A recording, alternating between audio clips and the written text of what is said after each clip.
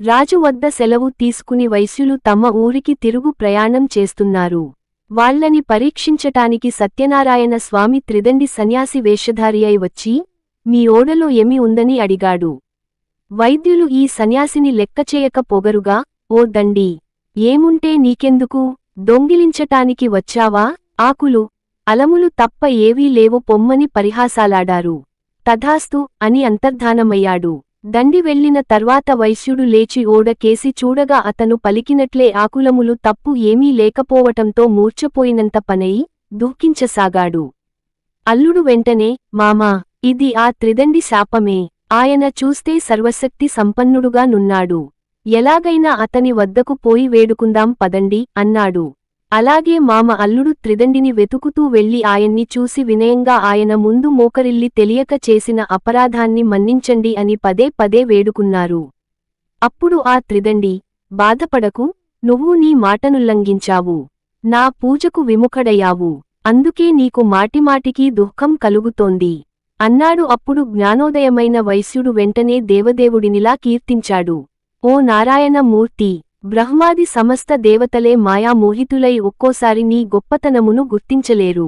మూఢుడనగు నేనెలా తెలుసుకొనగలను, కావున ఆగ్రహించక ప్రసన్నుడవు కమ్ము.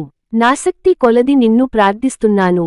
నాకు నా ధనము తిరిగి ప్రసాదించు స్వామీ అన్న ప్రార్థనకు ప్రసన్నుడైన ఆ దేవదేవుడు వారి కోరిక నెరవేర్చాడు.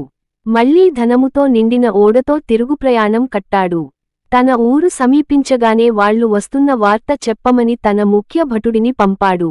అదే సమయంలో ఇక్కడ కళావతి, లీలావతి సత్యనారాయణ స్వామి పూజ చేస్తున్నారు.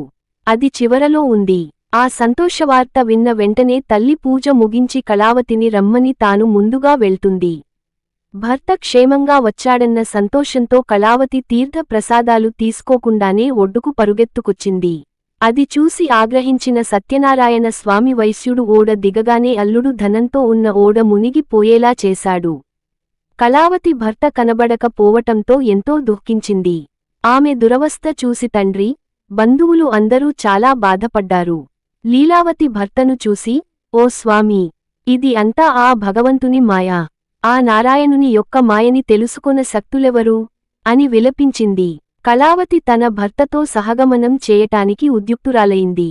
ఆ వైశ్యుడు తన శక్తి కొలది సత్యదేవుని పూజ చేస్తాను అని ఆ దేవుని తలుచుకొని పదే పదే సాష్టాంగ నమస్కారం చేశాడు. అప్పుడు సత్యదేవుడా వైశ్యుని యొక్క భక్తి విధేయతలను చూసి ప్రసన్నుడై అశరీరవాణిగా ఇలా పలికాడు. సాధూ, నీ కుమార్తె నా ప్రసాదమును తినకుండా భర్తను చూడటానికి పరుగెత్తుకు వచ్చింది. అందుకే ఇలా జరిగింది. ఇప్పుడు ఇంటికి పోయి ప్రసాదం తినివస్తే ఎంతా సవ్యంగా జరుగుతుంది.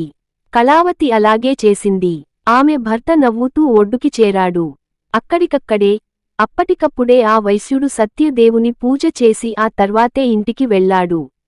అప్పట్నుంచి ప్రతి పూర్ణిమకి, సంక్రాంతికి ఈ వ్రతం ఆచరించి ఇహపర సుఖములను పొందాడు. వీడియో మీకు నచ్చినట్లయితే లైక్ చేసి షేర్ చేసి సబ్స్క్రైబ్ చేసుకోగలరు. జై శ్రీరామ్.